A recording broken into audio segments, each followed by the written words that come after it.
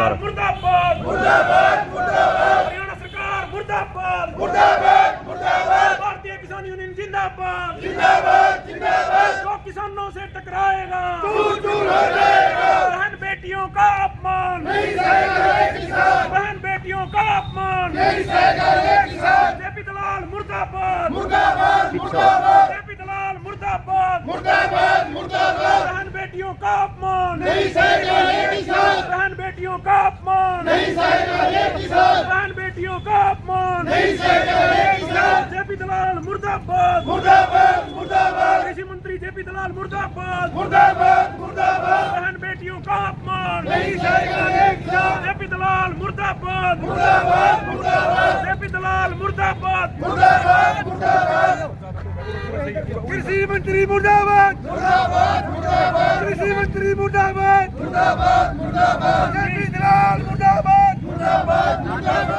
मुर्दाबाद मुर्दाबाद, जेपी दलाल मुर्दाबाद मुर्दाबाद मुर्दाबाद, केंद्र सरकार मुर्दाबाद मुर्दाबाद मुर्दाबाद, बहन बेटियों का अपमान नहीं सहेगा ये किसान। कृषि मंत्री जेपी दलाल मुर्दाबाद मुर्दाबाद मुर्दाबाद, जेपी दलाल है।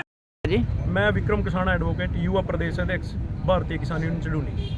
जो आज पुतले का दहन किया गया है, इसका मेन कारण क्या है दहन करने का? पिछले दिनों भिवानी में एक सरकारी कार्यक्रम में हरियाणा सरकार के कृषि मंत्री जेपी दलाल ने आंदोलनकारी किसानों के और उनकी मां बहनों के खिलाफ जो अभद्र टिप्पणी की है, उसके विरोध स्वरूप आज कैथल जिले के पुंडरी हल्के में किसानों ने कृषि मंत्री का पुतला दहन किया है। और पुतला दहन करने के बाद हम सरकार से भी मांग करते हैं और कृषि मंत्री को चेतावनी देते हैं कि अगर उन्होंने जल्द ही इस अभद्र टिप्पणी और गैर जिम्मेदाराना बयान के खिलाफ माफ़ी नहीं मांगी तो आने वाले दिनों में किसान आंदोलन की तरह उनका विरोध और भी तेज करेंगे।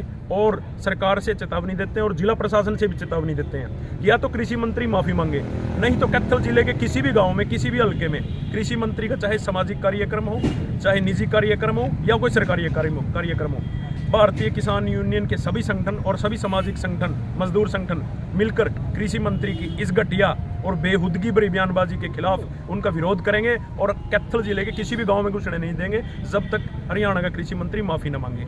एक बात। दूसरी बात, चाहे वो कुश्ती संघ के अध्यक्ष की बात हो, चाहे हरियाणा के मंत्री संदीप सिंह की बात हो, अब हरियाणा के कृषि मंत्री की, ये लोग कहते हैं कि बेटी बचाओ बेटी पढ़ाओ, इन्होंने नारा दिया था।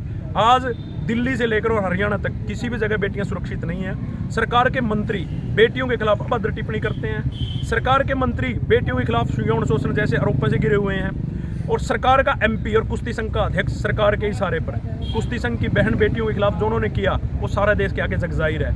और इससे बढ़कर बात करते हैं कि हरियाणा की जो हाई कोर्ट है, हरियाणा की हाई कोर्ट ने अभी हरियाणा सरकार को फटकार लगाई है। 538 के लगभग 540 कॉलेजों में जो गर्ल कॉलेज हैं, जो बेटियों के स्कूल हैं, उनमें शौचालय नहीं है। इससे ज़्यादा डूब मरने की बात कोई और इस सरकार के लिए हो नहीं सकती। सरकार का जुमला और सरकार के नारे केवल बेटी बचाओ बेटी पढ़ाओ है। इनके राज में ना तो बेटियां सुरक्षित हैं, ना किसान और मजदूर सुरक्षित हैं। इसी बयानबाजी को लेकर बार बार एक बार और आपके चैनल के माध्यम से और जिला प्रशासन से कहते हैं, क्या तो मुख्यमंत्री अपने बयान से माफ़ी मांगे, नहीं तो फिर कैथल जिले के किसी भी कोने में घुसने नहीं देंगे।